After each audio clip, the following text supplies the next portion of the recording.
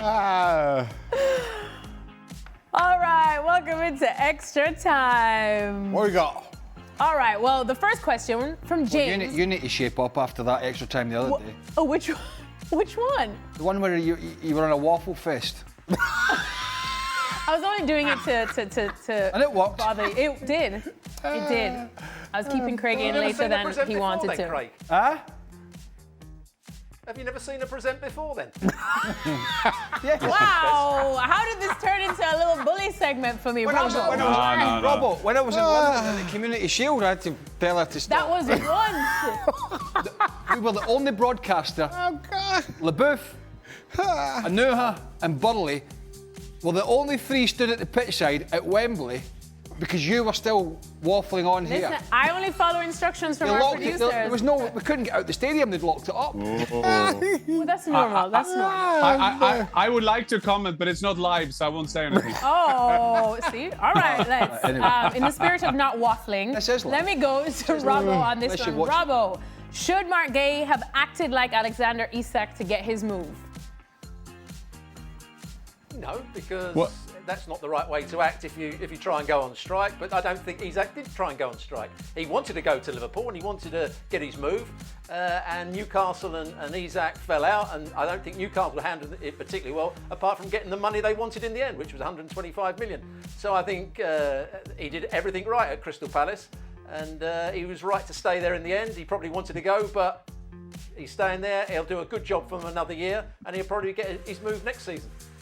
I think it's interesting this window to see. I mean, I think on the show we decided to make a compromise that the players stayed away and not call it a strike, or they didn't come in. But it's interesting. It seems like the bad boys, they were rewarded, and the good boys, they had to stay at the club. I'm talking about Strand Larsen. I'm talking about Guehi.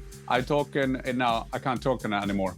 The SL got his move, being kind, by the way. Somebody Killed said- my theory. I read earlier, right or wrong, that Mark Guehi is extremely dissatisfied and unhappy that the move fell through, and that, you know, we talked about it on the show, players making statements, and he's going to make a statement tomorrow for whatever worth that is, because the transfer window is closed now. But apparently he is extremely annoyed about how it was all handled in the end. So. I also read somewhere that he prepared a goodbye video or something of the sort, which again just kind of speaks to how the game has gone. Back in the day, at best you would come in and say goodbye to a couple of lads, but and you leave. Back in the days, we didn't have a camera. Yeah, that's probably for the best, Jan. Probably for the best. There's no probably. True. Also true. Thank God. The game's gone. The game's gone. Yeah, when Craig left. Yeah, when Craig left his clubs, he went back to shake with one or two of the friends that he knew, but nobody wanted to shake his hand. He had no friends at the club. What's wrong with him tonight? Robbo, his teammates made a farewell video for him. What they did to him, they were having a day off, and he went in to shake their hands and had a day off. Yeah. Keep going. Go on. Keep going. More. More insults. The teammates making a farewell video. They had a farewell party, and Craig wasn't invited. We could just stay here all day. Hey, don't blame me. Don't encourage them. I'm just laughing.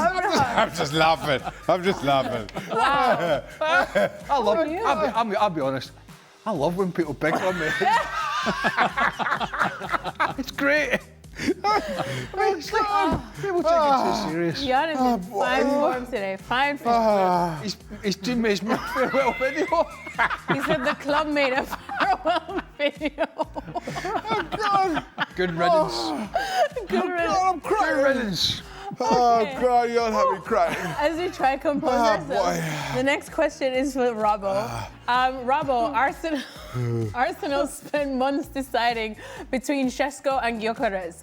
But Ekitike, aka Baby Thierry Henry, seems like the perfect profile for Arsenal. Did they buy the wrong number 9? Only time will tell. I mean, Ekitike is got different qualities, I think, to Gyökeres. Gyökeres, I think, is probably a better goal scorer. He's probably a better box player. Ekitike's got that little bit of pace. He can run with the ball, and as Jan said a bit earlier, I think he can play in one or two different positions, whereas Gyökeres is an out-and-out centre forward. Still to see what Šeško has got. I never really saw it when he was playing in Germany. I mean, he had one or two good games. But of the three, at the moment, Ekitike looks the best signing. Jack, our next question is for you. How are you feeling today if you're James Trafford and you just turned down a move to go to Newcastle to be the #1 at the Etihad? I do sympathise with Trafford. To be honest, I'm not sure that he was ever seen as a long-term successor to Ederson.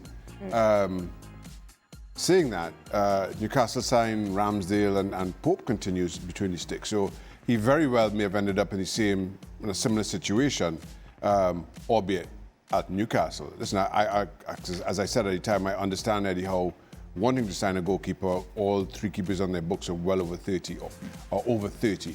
So you understand him wanting to bring somebody younger in, but he may very well have been in the same position. Shaka, I have a question for you. I had this weekend, I was with Peter Schmeichel. We did the Anfield game, and we were talking a lot about the goalkeepers that, in the theory, you could say when Enrique said, I don't want Donnarumma because he's not good enough with his feet, but maybe now, and then he goes to Manchester City, who likes to have that playing goalkeeper. But maybe we come to a time now that it should be fashion again, that the goalkeeper should be good with their hands, that they should not only do training with their feet. Maybe Pep Guardiola has come to the stage now, he say, just give me a goalkeeper to stop people scoring against us. Forget it. Could it be that Pep thinking like that? I want to think so.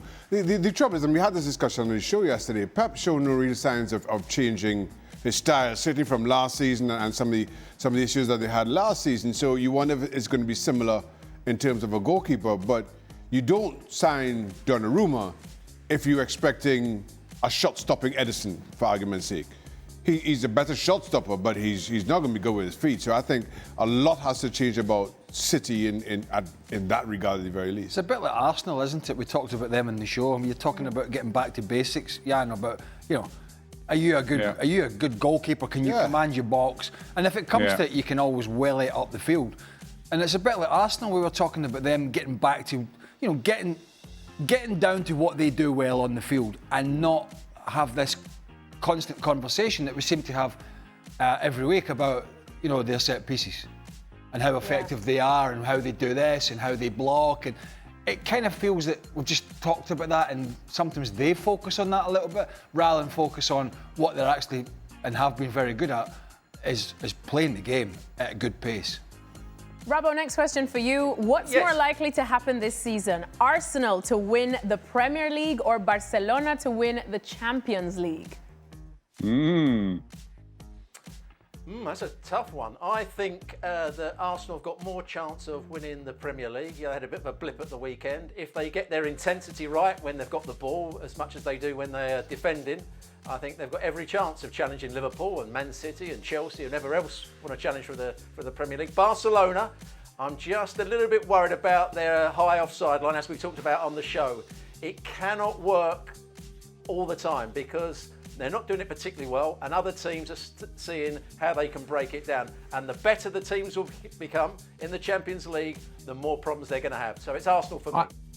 I listened to that discussion you had on the show about the high offside line on Barcelona. Don't you think that Levante they don't care? We can beat them to do it the easy way. We chip the ball over, we take deep runs. But the Real Madrid of this world, or the Bayern Munich of this world, they don't think they can play that primitive against them. Maybe it's easier for these small teams to do it, that the proudness of a Real Madrid and Bayern will avoid them playing like they should, more efficient against Barcelona. It's just a theory. Yeah, when in the Champions League, if Bayern had taken their chances in that first half when they got back into the game, Bayern found a way to break it down, and they had chance after chance after chance, which they didn't take. And then Barcelona in the second half went and scored another 2 or 3 goals. But Bayern found a way. They just didn't take their chances. For some reason, in the second half, they didn't continue that. All right, lads, we're not doing. Will certainly break Barcelona down. All right, lads, we're not doing the show all over again. Cool fries. He's trying to get his own back now. He's trying to get his own back. No, yeah. I'm just saying, you know, happy for you two to have this conversation on a telephone after the show. I am on the telephone. Very happy for that to happen. I can facilitate it. All right, well, that's it. Thank you, everyone, for your questions, for sending them in as well. Oh, that was short. That was short. Yeah, I'm not sure I like waffling that. today.